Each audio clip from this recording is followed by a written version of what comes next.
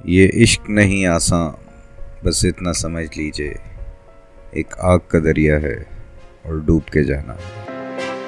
तो जो लोग बरास्ता, बाबूसर टॉप, गिलगित, हुंजा, पंजराब या दूसरी तरफ चले जाएं तो वेज़र वैली में फंडर, शंदूर इन एरियाज़ में जाना चाहते हैं तो उनको गुजरना बाबूसर से पड़ता है। और बाबूसर की चढ़ाइयाँ चढ़ के आप पहुँचते हैं बाबूसर पे तो मुश्किल यहाँ पे ख़त्म नहीं होती। इसके बाद आपको एक बहुत ही स्टीप किस्म का फॉल, तकरीबन 55 किलोमीटर्स का रास्ता है जो चिलास वैली में नीचे उतरता है, तो आपको वो तय करना है। और ये रोड तो बन गया है बेहतरीन, लेकिन उसकी वजह से अब रोड पे गाड़ियाँ तेज़ी से जाती हैं और जब सर्दियों का मौसम होता है, यहाँ पे बर्फ़ पड़ी होती है, तो फिर यहाँ पर गाड़ी का चलना बहुत मुश्किल हो जाता है। गर्मियों में भी स्टिल जब आपकी गाड़ी इतना ज़्यादा स्टीप उतराई उतरती है तो ब्रेक्स का बहुत ज़्यादा इस्तेमाल होता है। तो वो ब्रेक्स इतनी इस्तेमाल हो के एट टाइम्स वो इतनी गर्म हो जाती हैं कि काम करना छोड़ जाती हैं। बहुत से एक्सीडेंट्स होते हैं इस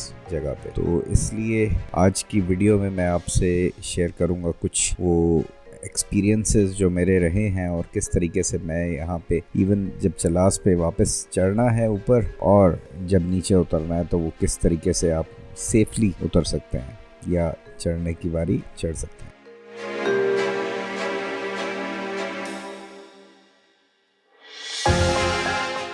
अब ये सामने आपको रोड नज़र आ रही है। बाबूसर टॉप की ऊंचाई से किस तरह जिगजैग होते होते आपने नीचे उतरना है चिलास पे, और ये फासला तकरीबन 30 से 40 किलोमीटर्स का बनता है और बिल्कुल लेवल पर आने के लिए तकरीबन आप 55 किलोमीटर्स का रास्ता है मेरे ख्याल से, जो चिलास से लेके यहाँ तक का बनता है। ये वैली थक वैली कहलाती है और बड़ी खूबसूरत सी वैली है, लेकिन जो टेम्परेचर्स का डिफरेंस है वो बहुत ज़्यादा। जहाँ बाबूसर में आपको ठंडी हवाएं मिल रही होती हैं और आपका बगैर जैकेट्स के अपर्स के खड़े होना मुश्किल होता है, तो वहीं आप जब नीचे उतरते हैं तो आपके पसीने छूट रहे होते हैं। तो इतना डिफरेंस आपको जो टेम्परेचर में है वो मिलता है। बहरहाल जब आप ऊपर से बाबूसर की ऊंचाई से नीचे उतरना शुरू होते हैं, पहले तो ये याद रखें कि दो डिफरेंट किस्म के आपको यहाँ पे कंडीशंस मिलेंगी। एक सर्दियों में नीचे उतरना है जब बर्फ़बारी हुई होती है, यहाँ पे रोड के ऊपर बर्फ़ जमी होती है। एक उन कंडीशंस में आपने नीचे उतरना है और एक नॉर्मल कंडीशंस में। दोनों सूरतों में आपकी ब्रेक्स बहुत यूज़ होती है। तो आपकी स्पीड पहले से जहन में रखें कि आपने स्पीड को बहुत कम रखना है। कई लोगों को मैं देखता हूँ बड़ा स्पीड में निकल जाते हैं आगे, लेकिन फिर आगे जाके वो खड़े हुए होते हैं और ब्रेक्स उनकी काम करना छोड़ देती है, क्योंकि मुस्तकिल तौर पर आपको ब्रेक्स का यूज़ करना पड़ता है।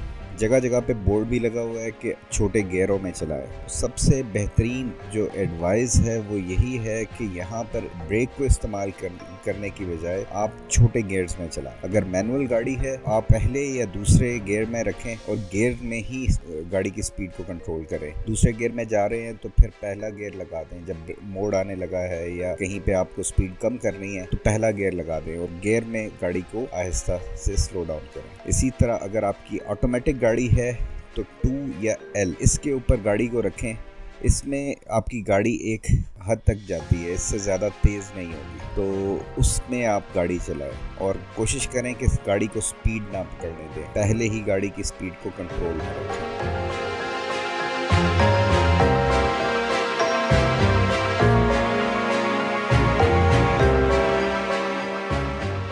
इन स्टीप किस्म की उतराइयों पे उतरते हुए आपके पास 3 ऑप्शंस हैं। सबसे पहली ऑप्शन जिसको आपने करना है, जो मैंने अभी पहले आपको बताया कि गियर्स में आपने उतारना है। सेकेंडली उसके बाद फिर आपके पास 2 तरह की ब्रेक्स हैं।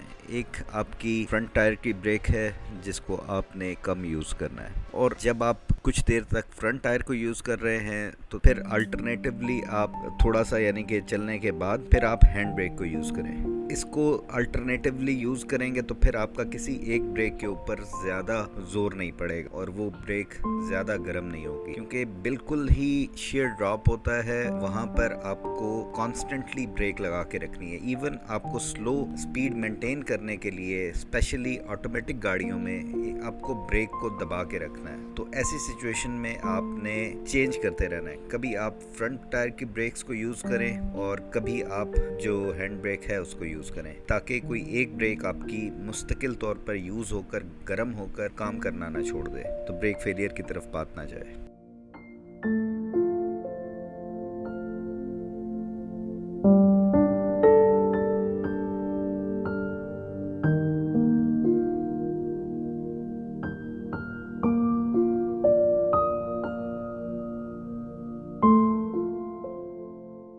अच्छा, ये सारी अभी जो भी बातें थी ये गर्मियों के हिसाब से थी, जब बर्फ़ रोड के ऊपर नहीं है। लेकिन अगर बर्फ़ रोड के ऊपर है तो फिर ब्रेक्स बिल्कुल भी काम नहीं करती और ऐसे टाइम पे ब्रेक्स लगानी भी नहीं चाहिए, क्योंकि गाड़ी के टायर लॉक हो जाते हैं और स्किड कर जाती है गाड़ी। तो ऐसी सिचुएशन में आपने ज़रूर इंश्योर करना है कि आप गाड़ी के ऊपर स्नो चेन्स लगाएं। बहुत कम लोग इसका इस्तेमाल करते हैं और फंसते हैं, फिर वहाँ पर ही जो लोग मौजूद होते हैं वो एक एक मोड़ क्रॉस कराने के आपसे 1000-1500 रुपये चार्ज कर रहे होते हैं। जबकि अगर आप स्नो चेन्स लेने जाएं तो आपको बमुश्किल 7-8 हज़ार, 9 हज़ार, 10 हज़ार तक में अच्छी स्नो चेन्स मिल जाती हैं, जो आपका पूरे सीज़न में आपको काम आती हैं और नेक्स्ट सीज़न में भी आएंगी। हमने लास्ट ईयर जो सर्दियों में ट्रैवल किया था, वो स्नो चेन लगा के गाड़ी को हम गए थे और थ्रू आउट हमें बर्फ़ मिली थी, रोड्स नज़र भी नहीं आती थी जहाँ पर, वहाँ भी हम गए और यही स्नो चेन लगा के बेहतरीन आराम से सुकून से हमें चढ़ने में भी कोई प्रॉब्लम नहीं हुई और उतराई में भी कोई प्रॉब्लम नहीं हुई।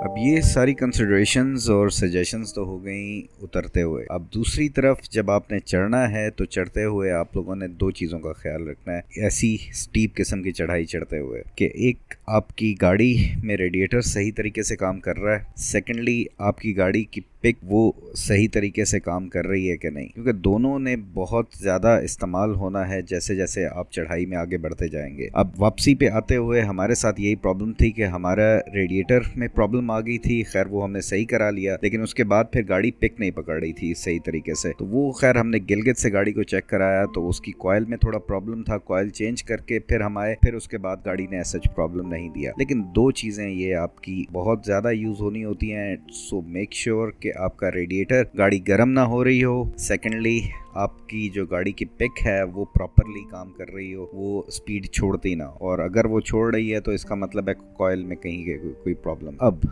जब आप चढ़ रहे हैं तो इसमें चढ़ते हुए आपकी गाड़ी ने थोड़ा बहुत गर्म होना है। अगर कोई कमज़ोर रेडिएटर वाली गाड़ियाँ हैं वो गर्म होती हैं। इसमें आप ये कर सकते हैं कि अपने साथ 1-2 कैन पानी के भर के रख लें। वैसे थ्रू आउट आपको पानी मिलता भी है, लोग साइड पे रोड के खड़े होते हैं पाइप लेके, और कहीं पे अगर आपने करना है तो उसको करने में, गाड़ी को ठंडा करने में कोई मुज़ायका नहीं है। आप पानी पूरा रेडिएटर का चेंज कर लें थोड़ा चलने के बाद, अगर आपको लगे कि यार अब गाड़ी गर्म हो गई होगी। तो इस तरह से अगर आप थोड़ा थोड़ा फासले से गाड़ी को थोड़ी सी तवज्जो दे के इसकी जो सिचुएशन है उसको सेट करते रहेंगे तो आपका ये जो एक मुश्किल सफ़र है चढ़ाई वाला, सख्त तरीन चढ़ाइयों वाला, ये आराम से गुजर जाएगा। क्योंकि अगर बहुत से देखे हैं मैंने, गाड़ियाँ साइड पे खड़ी होती हैं, फिर बाद में वहाँ पर वो खड़े हुए सोच रहे होते हैं यार गाड़ियों वालों से पानी मांग रहा होता है, कोई क्या कर रहा होता है। तो इसकी बजाय आप वक्फे से खुद ही गाड़ी को चेक करते हुए चलेंगे। 2-3 चीज़ें हैं ये, इवन चढ़ते हुए तो सिर्फ अगर आपका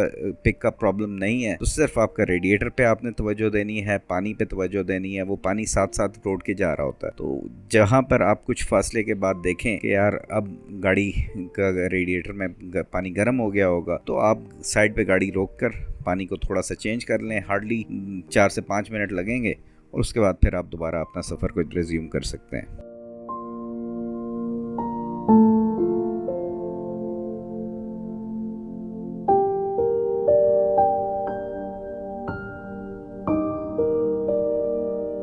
जब कभी भी घर से आप निकलें या सफ़र में ही हों पर आगे आप देख रहे हो यार कल मैंने इस एरिया से गुजरना है जहाँ पे बड़ी स्टीप किस्म की चढ़ाई है, गाड़ी का एक थॉरो चेकअप कर लें और कॉन्फिडेंस के साथ आप उन एरियाज़ को अप्रोच करें। सेकेंडली, उम्मीद करता हूँ कि आज की वीडियो में जो सजेशंस मैंने शेयर की हैं उससे आप आपको एक सेफ़र सफ़र करने में मदद मिलेगी। और अल्लाह ताला से दुआ यही है कि इस किस्म की जगहों पर जब आप लोग विज़िट करते हैं तो किसी किस्म की परेशानी के बगैर आप अपने घर वापस आ जाएं। और आखिर में जाते हुए यही कि अगर वीडियो पसंद आए तो ज़रूर इसको लाइक भी कर लें, और अपने ऐसे दोस्तों के साथ जिनको ट्रैवल व्लॉग्स देखना पसंद है या हो सकता है उन्होंने इन एरियाज़ में जाना हो तो उनसे भी इस वीडियो को शेयर कर दें। Thank you. नेक्स्ट वीडियो में फिर इंशाल्लाह आपसे मुलाकात होगी। अपना ख्याल रखिएगा। अल्लाह हाफ़िज़। पाकिस्तान जिंदाबाद।